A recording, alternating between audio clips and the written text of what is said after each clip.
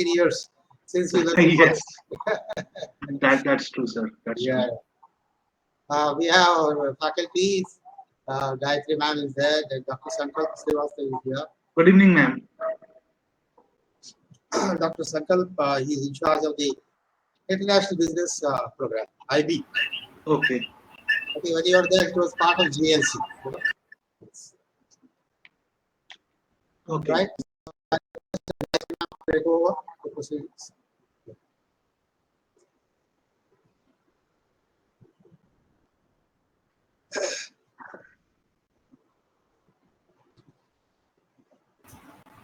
Thank you, ma'am. Sir, Anish will start with the Yeah, introduction. okay. Let Yeah. us start. Good evening, everyone. Today, Abhinav Sabharwal is with us. He is RPA Business Analytics with 13 years of overall experience in various domains like supply chain management, transport management, warehouse management, CRM, and ERP implementation. He recently has experience in banking domain for RPA, which is Robotics Process Automation Project. He is well versed with various SDLC methodologies like waterfall, agile, and V model of software development. Uh, so, so Mr. Abhinav, would you like to take us through the topic of introduction to business processes outsourcing? Sure. Thank you, Anish. Thank you for that introduction. And it is so nice to meet all of you guys and my alma mater after so many years. And hopefully, I will be able to interact more in the future. And with that, just let me open up the presentation.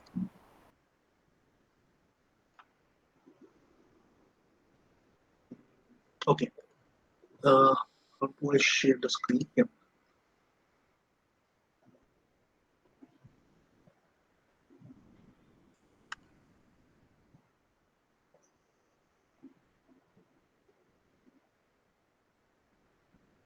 Okay. So please let me know if you guys can see my screen.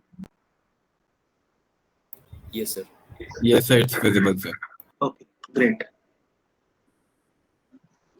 So today I am going to talk about introduction to business process outsourcing, and basically we'll be covering topics like what is BPO, types of processes that are normally outsourced, advantages and drawbacks, motivation for outsourcing, and benefits of outsourcing. Okay, just give me a second, guys.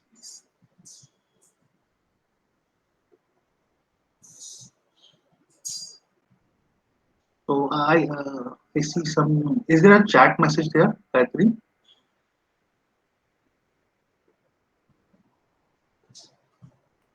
No, sir, no chat messages.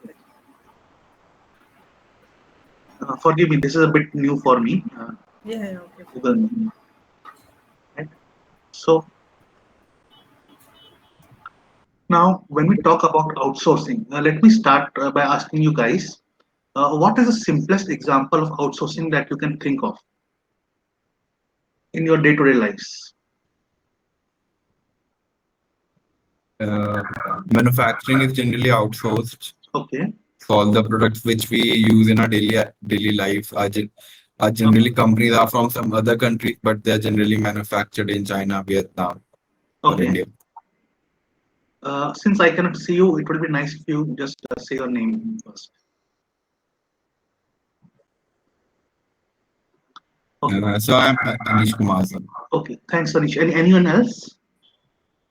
Yeah, sir. In pharmaceutical industry, if we have to carry out any validation processes like CSV, then we usually outsource the what we say the client.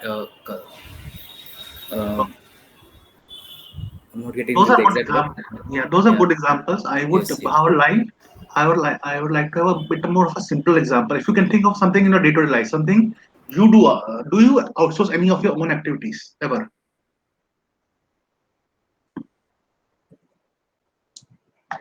Anybody in the class? So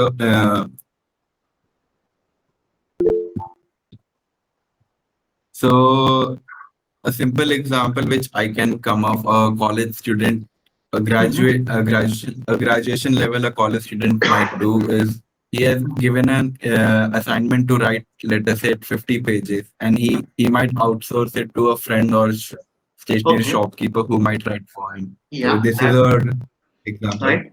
That's a good example. Okay. I was more going for, look, whenever you do not want to do some work, for example, your housework, and you get it done by a maid, in the simplest form, that is outsourcing. You do not want to do that work because to you it is not adding any value. It is not best use of your time. Whenever you hire a cab or have a driver, you are actually outsourcing the work, right? So this term or the activity of outsourcing itself is not new. Now this term was coined in 1980s, uh, and today we have a world dominated by internet and IT revolutions, right? So it's no longer that talent or capability uh, or expertise is considered at one level. They are found all over the place, and internet technology basically allows what you can call this companies from different countries to remotely connect and access that talent market, right? So like I said, not a new term. Okay, and it was coined by Eastman Kodak in 1989, right? 89, 90s, if you remember that time, right? And it this basically involves a delegation of one or more business processes to an external provider. Like I said, whenever you are hiring a driver, hiring a cab, you are outsourcing. You can have drive your own car, right? But you are asking a driver to drive you because you don't think that is worth best use of my time. Okay, whenever you are asking the maid to do your housework, that's what you're doing. You're outsourcing, so you can go work in your offices and not have to do this, work that is not adding any value to your life, right? So it involves a delegation of one or more business processes to an external provider, who then owns and manages the selected processes based on defined measures of performance. In its simplest form, it means to engage the service of an outside agency to manage, deliver, operate one or more businesses, activities, processes, or function. Right? An act of contracting out of a company in-house function. So this was a function that you were doing in-house previously, but you decided that okay, this is not something I would want to do. Now, the reason why you don't want to do this in-house could be many, and we'll explore them further in this presentation. But at its very basic level, it's a process of getting work done by a third-party agency, the work that previously was being done by company itself or was being done in-house. Alternate definition of an outsourcing is strategy delegation of non-core IT intensive business processes. Now this is more of a IT intensive IT level kind of a what you can say definition. But like one of you guys already pointed out, manufacturing, right? Making something else somewhere, like in China, is also outsourced. So this definition is a recent one, more towards the Indian market. But these words are very important. Strategic delegation of non-core processes to external provider that in turn manages the selected based on defined performance matrices. So not only the external vendor has to do something IT related in this definition, he has to basically adhere to predefined parameters which might be set by the company that is outsourcing this process. Now, you can outsource the processes like administration, finance, accounting, human resources, payment services, logistics, everything basically. Best example of outsourcing that I have ever come across is Airtel, Bharti Airtel. Fun fact, Bharti Airtel outsources everything. Advertising, finance, tower management, billing, literally everything.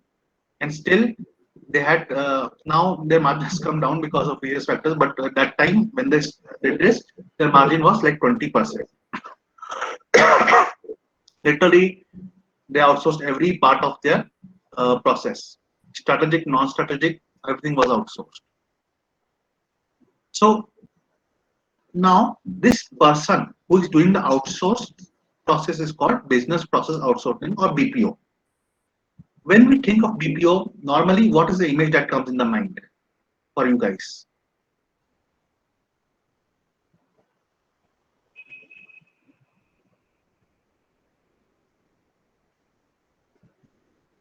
Hello? Yes, sir, you're audible. Okay. So I would like to ask my audience, whenever they think of this term BPO, what is the first image that comes in their mind?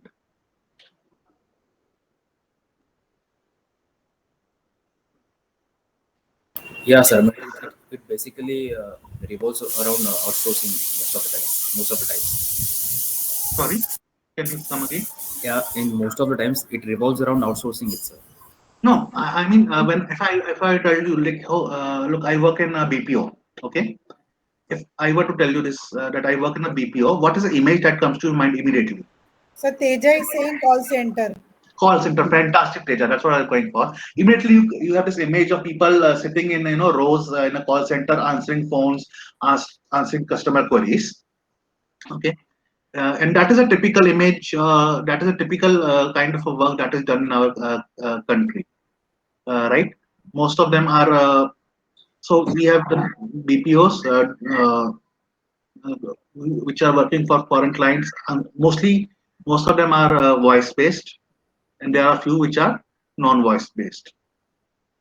But this term itself is used to refer to subcontracting a set of processes or functions by one company to another. And the later organization is often in a different physical location or country altogether. So you have this image, and maybe some of your friends are also at some point have been in BPOs or worked in BPOs temporarily. Sometimes to fund your studies, sometimes to fund your pocket money, right? And most of times you will see that you have a process like UK, US being done from here. And this activities could range from customer service and telemarketing, which are the most common, to IT management, software development, market research, and even financial portfolio management. So outsourcing is not about relinquishing the control, but trusting that business partner to do that particular work with excellence at a low cost. Right now, why is this cost low? We can explore it further. So we can say the cost is low because of the currency difference, right? They have a weaker currency, or the cost is low because the cost of living in that country is low, right? Or the cost of low because there is a lot of talent available to do that particular function. So we can have any number of reasons, but three things with BPO. One, it is done by it's basically subcontracting. Second, it is not like you are letting go of the control of that process. And third, it involves process excellence as well. So if we look at the processes from the company's point of view, we have three types of processes. So we have, so this matrix kind of shows you uh, the process is core or non-core and whether it's critical or non-critical. Now the process that is core and critical, that basically gives the companies competitive advantage.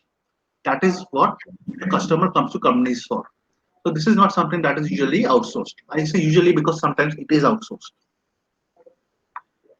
Then you have a critical but non-core process. Sir, I have a question. Yeah, please. This core and critical things are to be outsourced. Do you think that it is feasible for the organization, or it is advisable for the organization to outsource? Actually, yes. I'll tell you why. Sometimes an outsourced entity can do this better because they have a better talent. But if you are going to do this, then you have to be very, very careful because you might, lose your intellectual property also. Take a case of a China, right? Apple outsources most of its processes to China, right? But what happens is, if you go to China, you will find so many of these Apple clones also. And the Chinese, what they have done is they have made their own industries which now compete with their customers itself. So if this is to be done, it has to be done in a very, very controlled way and in a very, very careful way.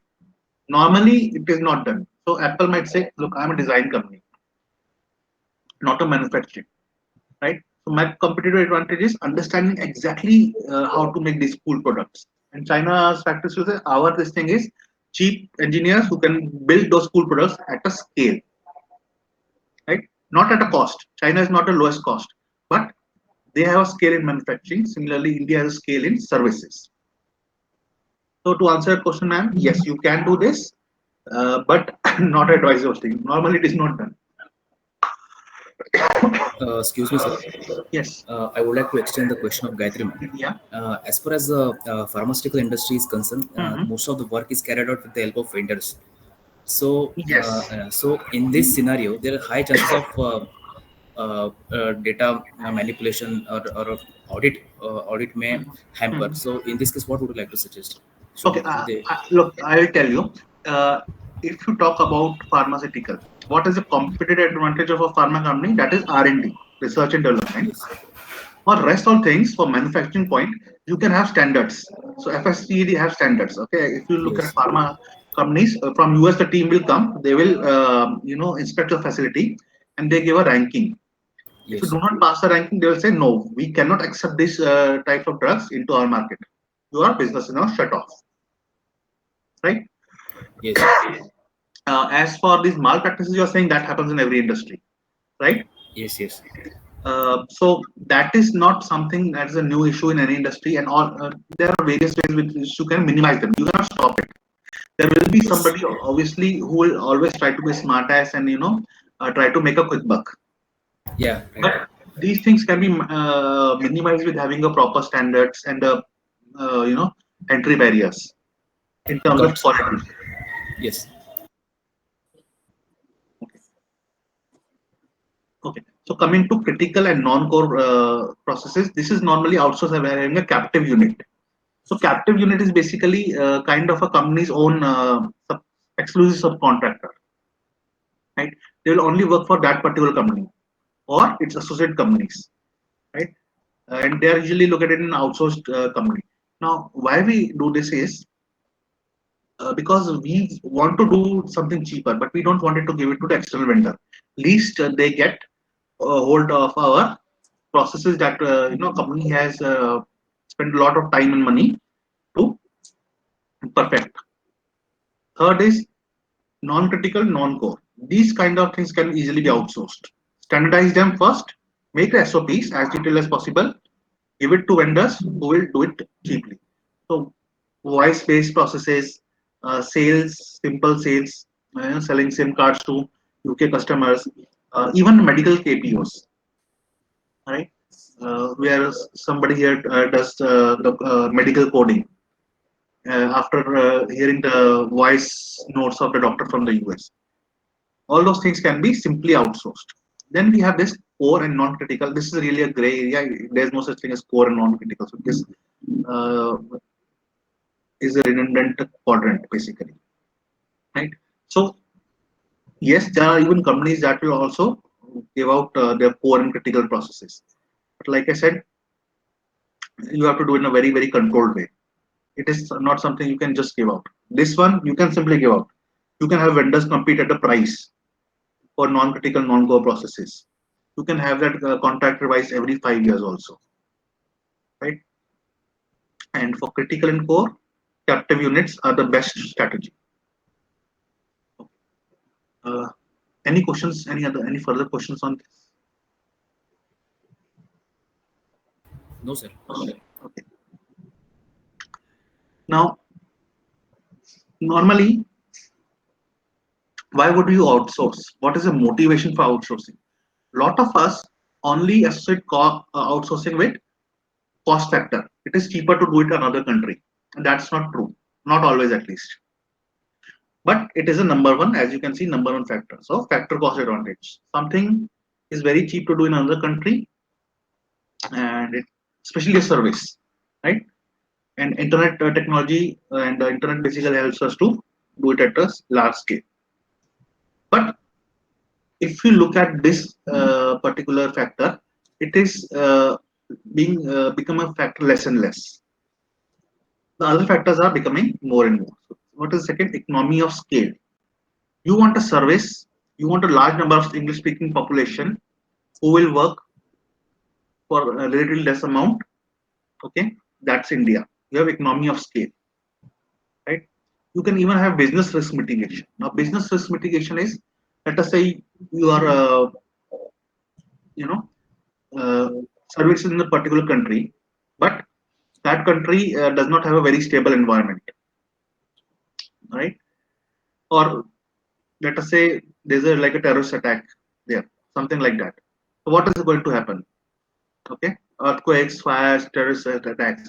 So you want to spread out your operations over multiple geographies if you possibly can, so that even if for some reason one market or one location is affected, at least your operations are going to go on. And as we have seen in COVID, right? China broke the supply chain. We had nothing. Now we are cars are not getting manufactured, food is not getting on table, literally. So that is business risk mitigation. Third could be superior competency. It could simply be that people in that particular geography are very, very competent in particular things. But think about Japan and China. Okay, if you think about it, outsourcing started with Japan, right? China came in later. Initially, uh, electronic goods were made in US, very good design, very latest design, right? And the Japanese were making these electronics that were of very poor quality, but they were very, very cheap. Over a period of time, as they made more and more things, they got better at it. Today, it is the Japan that is known for electronics, not US, right? If you want electronics, anything you want, like camera, laptop, what is the best? You will say, I want a Japanese product. You will not say today, I want a US product, except for maybe Apple. And last is utilization improvement, right? So you can basically utilize all of these and do it at this thing that is at the lowest possible cost. So again, it is related to, can say, cost.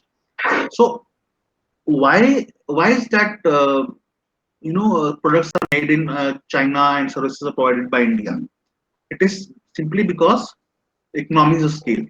China has the most tooling engineers in the world. Okay, literally you can set up factories within months. Same thing with India. You can set up call center in a matter of days. You can hire people to deliver products and services, and obviously you have IT outsourcing also. So literally you can do it in days. So economy of scale. Even if today companies like Capgemini or Accenture or anything, or if US Congress say, okay, we will not allow you to outsource, they cannot do that. Why? Because their entire business will collapse. How will you basically service all of your clients? Now that, if you have to see a recent example of that, okay, that is sorry about it, guys. So, that is CTS. There's a company CTS, right? They have like 30% attrition rate, right? So they are not able to basically maintain the scale and service their customers. They're actually losing it because of their own silly practices. But that's another story. So if you ask any company today, why are you still outsourcing? They will say economy of scale or superior competency as most of the factors. That factor cost advantage that India initially offered, that is now gone. There are other geographies like Philippines, Brazil, where cost is actually lower, but they still cannot compete with India on services or with China on manufacturing. Okay, so let us look at top 5 outsourcing destinations that are there. So obviously India, right? From India, we service half 5 Fortune 500 companies, and it has 14 cities where talent for outsourcing is basically easily available. Lesser known countries in this map are Philippines. Philippines is not a traditional outsourcing destination per se, but what they have is lot of freelancers, and they are also English speaking. What they lack is, however, the scale that India can offer, but still they are good competitors. Then you have Ukraine. This is more towards the European part. The culture of Ukraine, if you look at it, and that was even before that, is more closer to European. They also have the language advantages, right? So there are not many French-speaking or German-speaking people you will find in India. Our is predominantly English-speaking talent that is coming, right? But Ukraine not only is in Europe, it has a similar time zone about countries around it, right? But it is well versed with their cultures also. Third is Poland, and I actually had a privilege to work with some of the people from Poland. I'm in the current project that I'm in, and I can tell you it's very similar to India, uh, and their understanding of European culture makes it a good outsourcing destination. But with these two, they are very tiny nations, population even population wise comparatively. Uh, Poland, they speak Polish, but they also speak very good English, but with that kind of accent. So it works for Europe, probably not for US. And last, you have a Brazil, uh, in the same time zone as US, probably a bit cheaper than India also, and they have this distinct advantage that their country has signed data protection law, so it is easier for US country to outsource to Brazil, right? But where our country shines in above all this is simply the scale of things. So, except for Brazil, these are Poland. Poland normally, if you talk about outsourcing, it's mostly IT based outsourcing. Same with Ukraine. Philippines, you have all types of outsourcing, call center based, KPOs, BPOs kind of thing. But these three markets, these geographies, they have that limitation of scale. They cannot, any point of time, uh, give the kind of scale that India can give. All right, guys. Any question on this one?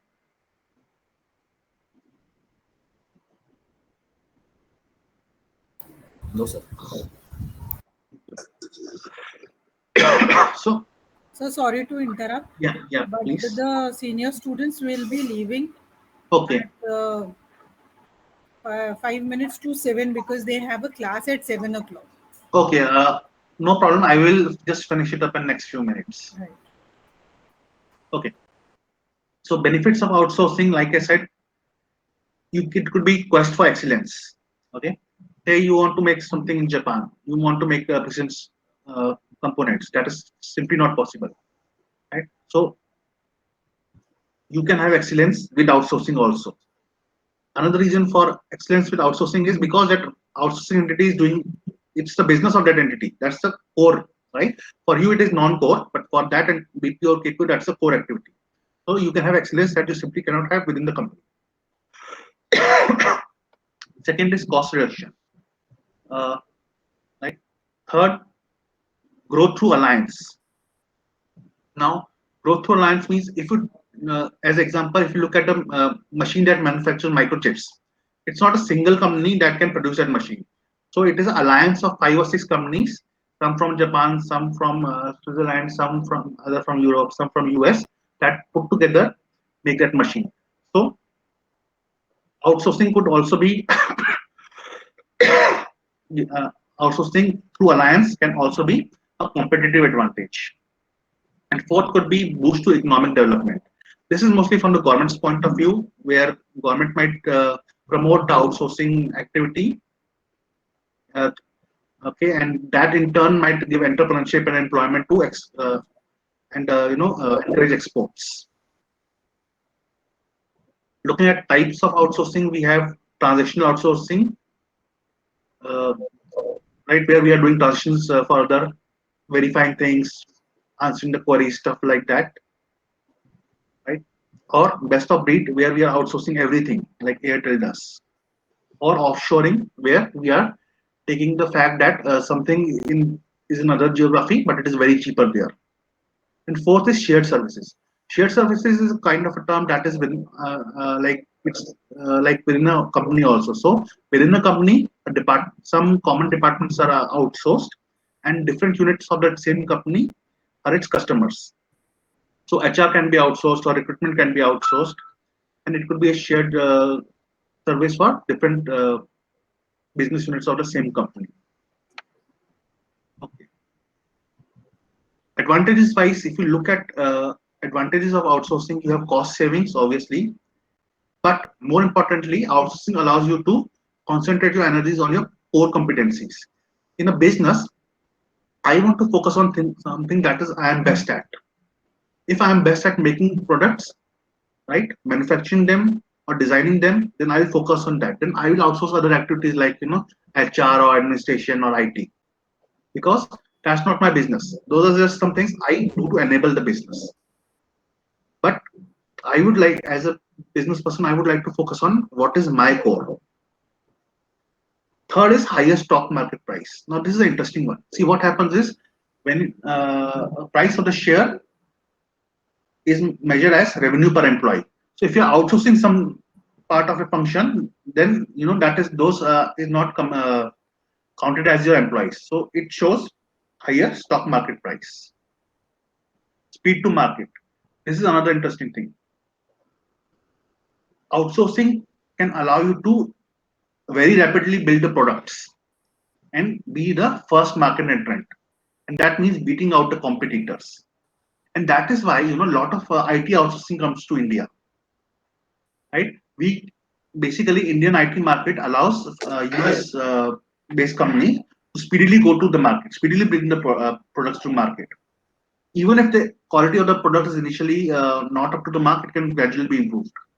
But sometimes being the first in the market matters.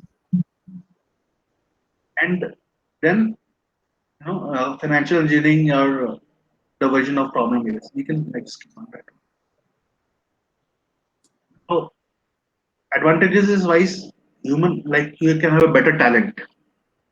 You can have a flexibility with outsourcing, right? You want to ramp up your employee count within a few months. Outsourcers can do it for you because they know it is their core area.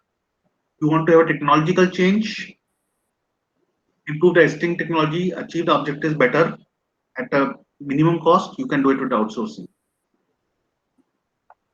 But it also has its drawbacks. And some of these drawbacks are reduction in control. Obviously, you're giving it to somebody, so you will lose some control. You will also become dependent on suppliers. So if tomorrow the suppliers are affected, or if the suppliers they raise their prices, you will be affected. Make no mistake about that. Staff issues, outsourcing generally reduces the morale of the employees. It may reduce the performance of other staff as well. Exploitation, this is a perception issue. Basically, somebody in US might say that you are exploiting employees in India by giving them low salary, right? It's more of a perception issue, but it can also be true, right? For example, in case of Apple, there have a lot of times there have been what they have said that okay, you're exploiting people. Those people don't have actually any other choice. They are forced to do it. And last, information security, which is a big thing with outsourcing, because your critical information, maybe outsource entity you are outsourcing to does not have that high standards of information security. So you might lose some critical information. Okay. And the last thing, what we call as an outsourcing killer, that is RPA, robotic process automation. A lot of these things you see in BPOs and KPOs, guys, BPOs and KPOs in next years are going to be dead, because things that were outsourced, simple tasks, like filling out customer onboarding form, that was whose scanned copy you have been receiving from US. Now the software can do it. Chatbots have taken over some parts of customer care, right? So basically 9 million, and this is actual study that has been by Business Standard. You can click on this source and read the article yourself also. But 9 million low skill services and BPO roles. Okay, this will be lost. Of them, 3 million will be lost by 2022, and that's just next year. Literally, we are getting there, right? So That what will means- be next after chatbots? Sorry. What will be next after chatbots? Actually, ma'am, most of the things that BPOs are doing today, they are gone. And I can tell you this because I work on these tools.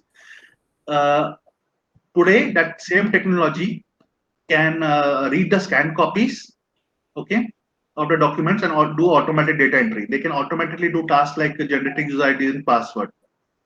Okay.